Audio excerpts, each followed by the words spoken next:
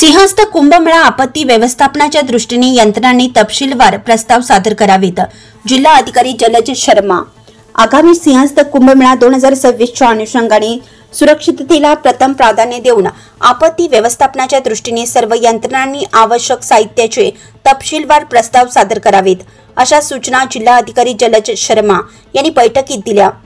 जिल्हा अधिकारी कार्यालयाच्या मध्यवर्ती सभागृहात आयोजित सिंहस्थ कुंभमेळा अनुषंगाने जिल्हा आपत्ती व्यवस्थापन प्राधिकरण बैठकीत जिल्हा अधिकारी जलज शर्मा बोलत होते।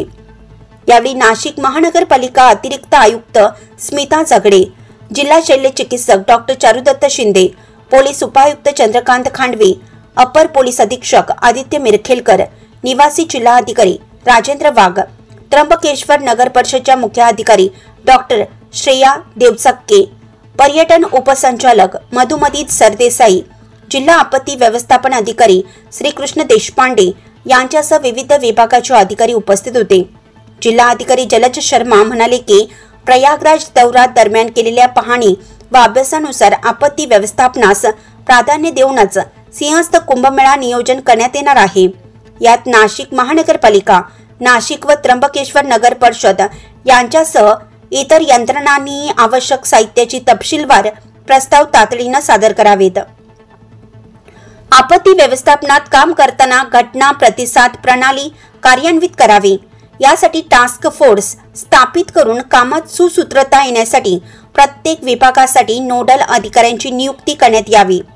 कुंभमेळ्यात नाशिक व त्र्यंबकेश्वर येथे येणारे भाविक लगतच्या जिल्ह्यातील धार्मिक स्थळांनाही भेट देतील, त्या दृष्टीने छत्रपती संभाजीनगर, अहिल्यानगर व लगतची इतर जिल्ह्यातील नगर परिषद व देवस्थान ट्रस्ट तसेच रेल्वे प्रशासन यांना आपत्ती व्यवस्थापन प्राधिकरणा यांच्यामार्फत पत्र देऊन याबाबत अवगत करावे व त्याचे सूचक अभिप्राय घेण्याबाबत जिल्हाधिकारी जलज शर्मा यांनी सूचित केले।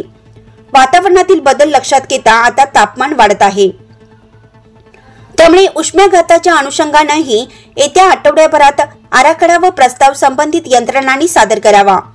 सिंहस्थ कुंभमेळ्याच्या दृष्टीने इतर जिल्ह्यातील आपत्ती व्यवस्थापन प्राधिकरण, महानगरपालिका व नगर परिषद यांच्याकडील उपलब्ध असलेल्या सुरक्षितता उपकरणाची यादी मागवण्यात यावी, जेणेकरून आवश्यकतेनुसार आपत्तीच्या काळात त्या साहित्याची मागणी करणं सोयीचं होईल।